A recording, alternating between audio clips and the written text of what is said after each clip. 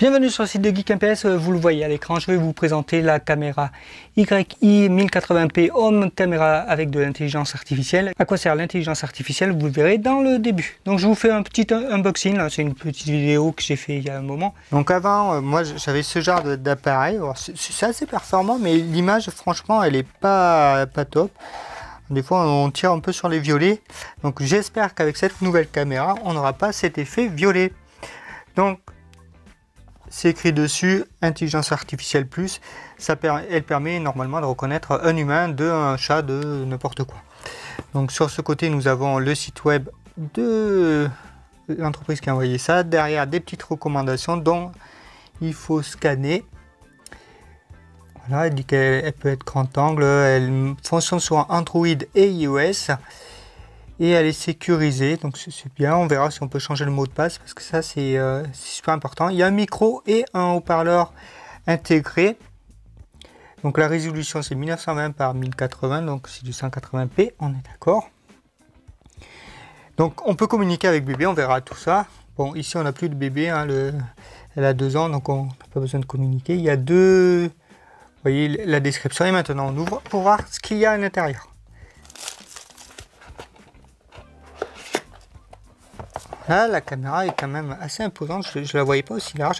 Donc on voit qu'elle est protégée par des plastiques.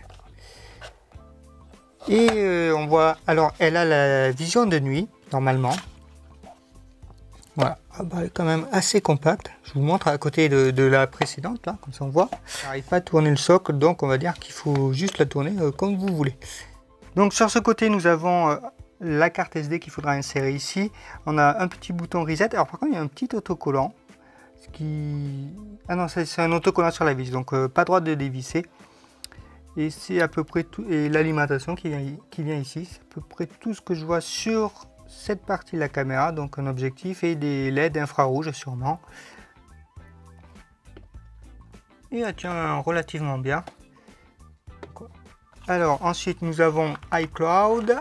Donc on peut se connecter et avoir toute sa vidéosurveillance 24 heures sur 24, 7 jours sur 7 et tout stocké. Bon, ça peut être pas mal.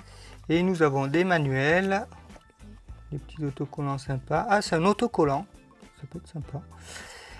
Et est-ce que nous avons un manuel en français? Donc voilà, pour les clients résidant en Europe. Donc pas de souci, c'est écrit en français, ce qui aidera grandement à l'installation et tout ça. Alors, donc voilà, on a tout le manuel et on pourra régler tout ça. Donc il faut télécharger l'application évidemment pour régler tout ça.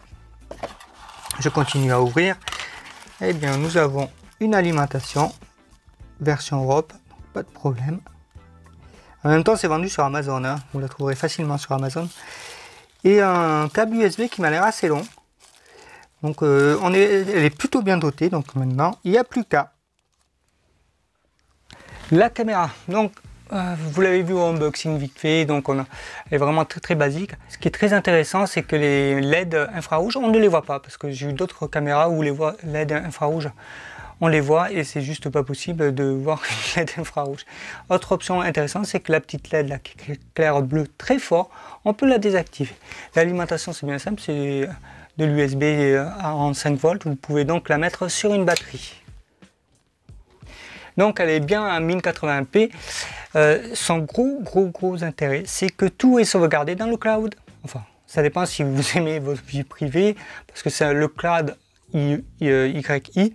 Donc c'est garanti, c'est crypté de bout en bout, c'est-à-dire de la caméra jusqu'au cloud. Après, ce qui se passe dans le cloud, ça vous le voyez pas.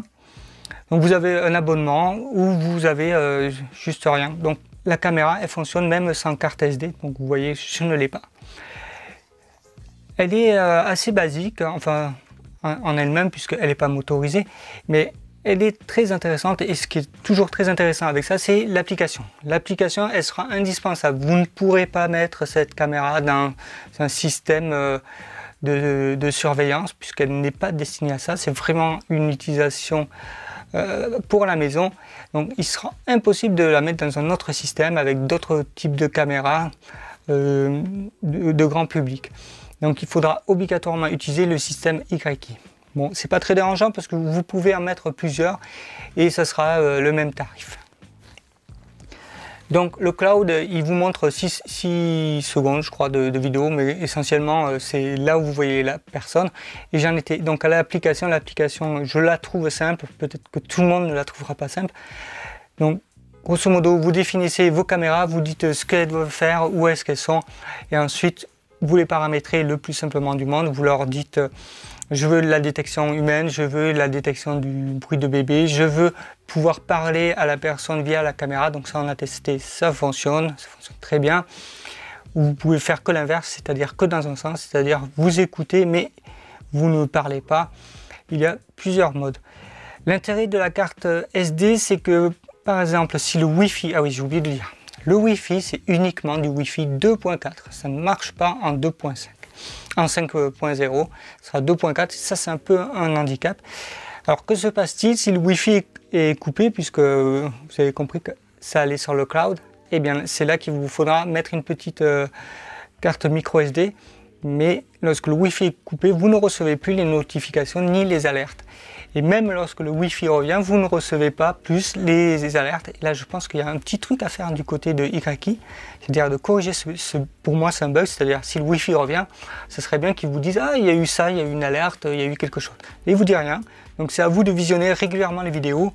Donc avec l'application, toujours, ça se fait très bien, puisque vous avez une bande des temps, et vous voyez en orange lorsqu'il y a un événement.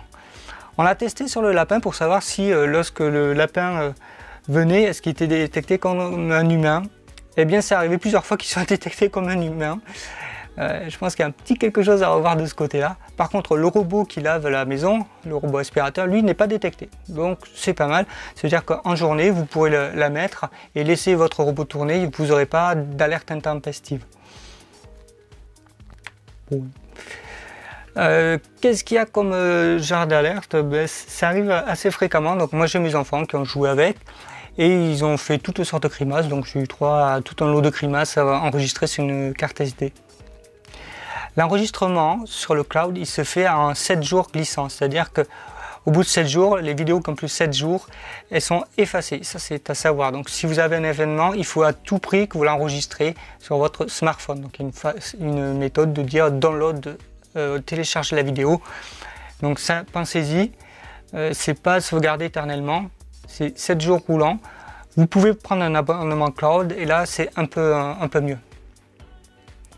Donc la conclusion, oui, elle est en HD. Ah, la nuit, pardon, avant la conclusion.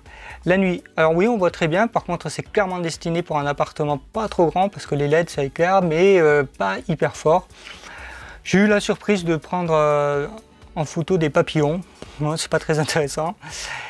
L'autre chose qui est très intéressante avec cette caméra, c'est que vous pouvez définir une zone d'activité, c'est-à-dire que, vous le voyez à l'écran, vous ne voulez pas que la détection se fasse sur tout le champ d'image, vous dessinez un carré, et c'est que dans ce carré que seront détectées les choses, les événements. Donc ça c'est hyper important de déterminer une zone d'activité parce que du coup c'est plus réactif. 20 images par seconde, ça veut dire que si quelqu'un court devant la caméra, il se fera prendre parce qu'il y a d'autres caméras de famille là, elles font à moins de 15 images par seconde et des fois en passant très vite, ils ne vous voient pas. Il faut être un peu Superman, mais ça arrive. Donc la version Babyphone, on n'a pas pu la tester parce qu'on n'a plus d'enfants en bas âge, pour vous dire. Par contre, ce qu'on a testé, c'est regarder en direct. Ça marche plutôt bien. Alors, en 4G, c'est moyen, mais ça dépendra de votre réseau. En Wi-Fi, si vous êtes dans une autre pièce, que vous voulez voir ce que votre enfant fait pendant que vous êtes en télétravail, il n'y a pas de souci, ça fonctionne très bien, on voit très bien ce qu'ils font.